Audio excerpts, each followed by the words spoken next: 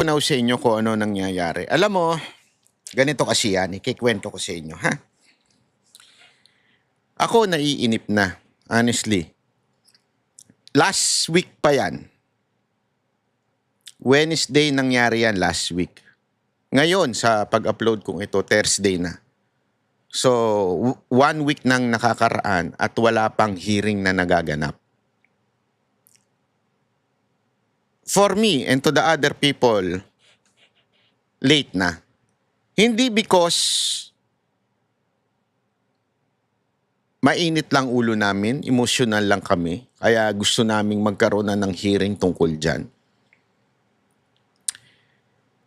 Ngunit para sa akin, sabi nga nung isang dating NPA na nagbalik loob na sa gobyerno, nung na-interview natin sa dati nating pinagtatrabauhan na radyo,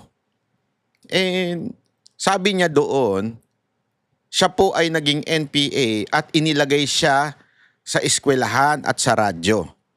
At ang kanilang strategy, itong mga NPA na to, ikwento mo na muna kaagad, kahit may mga mali, pasinungalingan, basta ikaw ang nauna, yan ang pakikinggan ng tao. Yung mga sumunod na, hindi na yan pakikinggan ng tao. O kaya kahit ipaliwanag mo pa, hindi na yan pakikinggan ng tao. Sa madaling salita, totoo yung salitang clickbait. Ano ibig sabihin nun? Yung clickbait, kung ano talaga yung sa title, kung ano yung unang inilabas, yan ang pinaniniwalaan. Whether it is a lie or half lie, quote-unquote, or white lies, yan po ay pinaniniwalaan kagad-agad ng taong bayan. So, pagdating sa optics, perception is very important. Ang problema kasi po, hindi naman yung sa atat na atat tayo po ay may tiwala kay Senator Peter Cayetano, Alan Peter Cayetano, o Senate President Peter Cayetano. Tayo po ay may tiwala sa kanya. Matalino po yung mama na yan. Matalino po. Maniwala ko sa akin, napakatalino, may wisdom. Pero sa pagkakataon na ito, medyo nababagalan tayo. Nababagalan tayo in a way na inuunahan ng kwento. Inuunahan ng kasinungalingan. Although, sabi nga nila, nag-iipon pa ng ebidensya, nagre-research pa, yung emosyon, binababa pa, bago natin ikikwento yung totoong kwento. Ang akin kasi, para sa akin po ito, maybe some of you would disagree. It's okay. That is life. Para sa akin kasi, I'll take note of yung sinabi sa akin nung dating NPA na nagbalik loob na sa gobyerno. Yan ang strategy ng NPA. Lalo na yung mga propagandista nilang makakaliwa. Unahan mo ng kwento, pukpukin mo araw-araw ng the same title o the same sentence, yan ang tatatak sa tao, sa masang Pilipino. Siyempre, merong mga matatalinong mag-iisip. Totoo naman, may mga edukadong iisipin nila, hindi yan, mali yan, ganyan, to. Pero remember, ito'y fact. Wag ko kayo magagalit, ito'y fact. DNE sa Pilipinas is more than 80%. And whether we like it or not, sometimes, kung ano yung kanilang unang nabasa, unang nakita, yan ang tinatanggap nila. Dahil inabot na nga ng 1 week na araw-araw, agad-agad, ang bilis ng gobyerno maglabas ng kasinungalingan. Ang bilis po nila. Sa totoo lang, ang bilis nila. Alam mo, yung ganyang galawan, alam mong may PR Alam mong may pinakikinggang PR. And that is very important in communication. Yung PR na, yan kasi pinag-aaralan po yan. As in, pinag-aaralan yung mga psychological effects, lahat po pinag-aaralan po yan.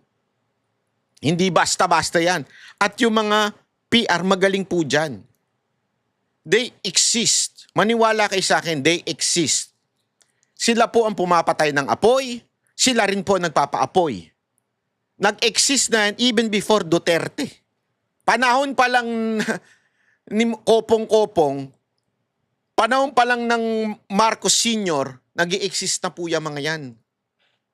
So what do I mean? Halatang-halata yung kanilang galawan. Ang bilis nila maglabas ng kasinungalingan. Yung video, yung CCTV, ang bilis. Hindi ko masisisi ang PNP. Very professional ang PNP. Honestly, ngayon, sa katauhan ni Nartates, nakikita kong professional. Kita nyo nga nung during the press con, nagsasalita si Nartates, very professional, tas biglang papasok si Remulla, babaguhin yung kwento, biglang meron isisingit. Bakit?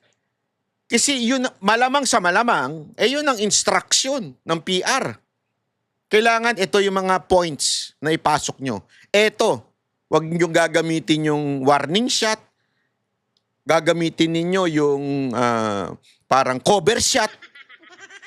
Yung mga ganung klaseng ano, at eto lang yung ilalabas nyo, ganito, ganito.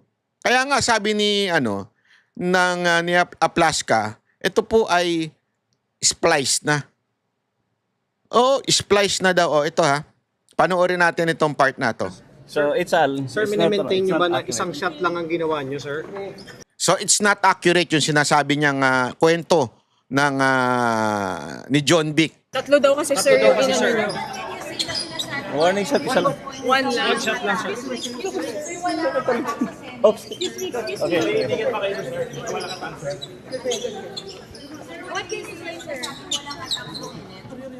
And then, we are preparing the complete videos. Kasi what they did, they spliced the videos.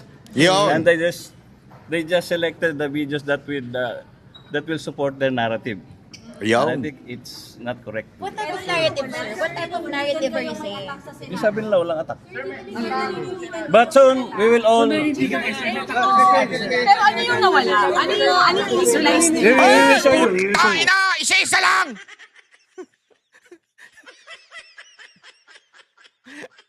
Grabe, no? Sikat na sikat si Aplaska ngayon. Pwede na ito magsenador eh. Dati palakad-lakad lang yan dyan eh, di ba? Sila yung naninita ng mga kupal dyan eh. Pero ngayon, maganda siguro ma-interview natin to si Sen Aplaska, no? Sen, alam ko nanonood po kayo. Baka naman. Interview lang. Ako, matino. Walang sigawang magaganap. Hindi katulad niya. Pa-interview naman, Zoom lang. Kahit Zoom lang. Sige na, magkwentuhan tayo sa Zoom. Ay, kwento natin yung kwento natin. Kasi yung kwento nila, wala eh. Sabit na sabit eh. Halatang halata eh. Oh. Bigyan mo kami ng konting panahon. Okay. Thank you, sir. Sabi nga ni Aisa Sigera, pagdating ng panahon, hindi na makikinig ang tao.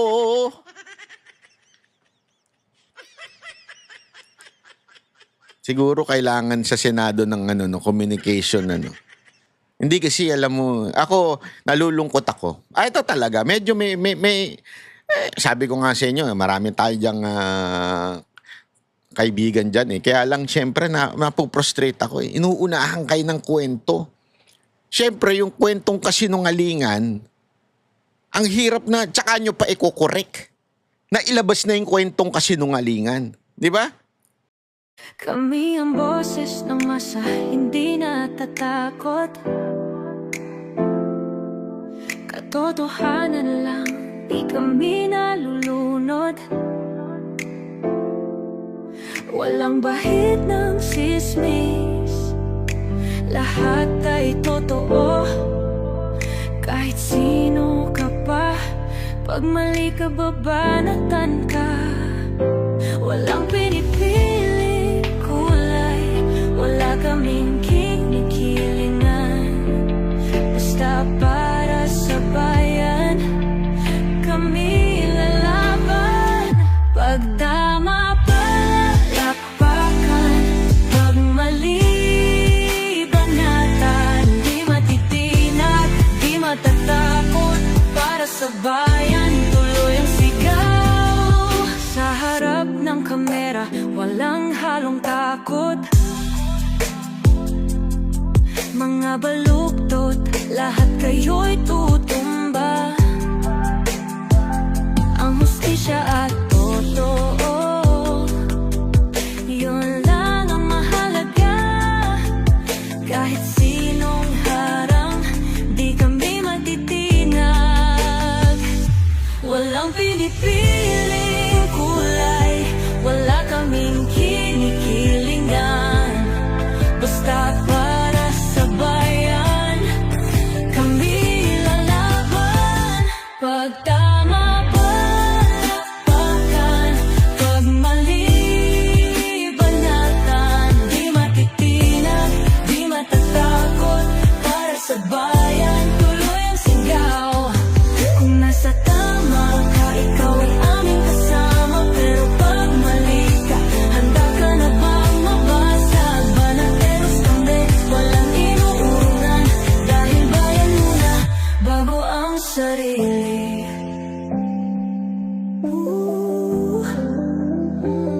Bago ang sarili.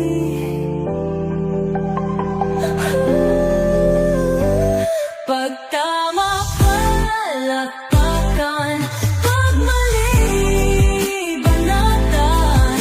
Banateros ang sigaw, katotohanan ang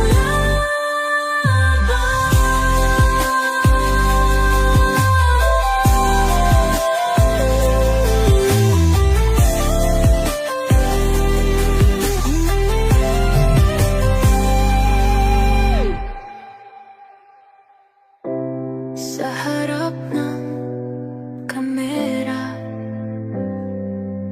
walang halong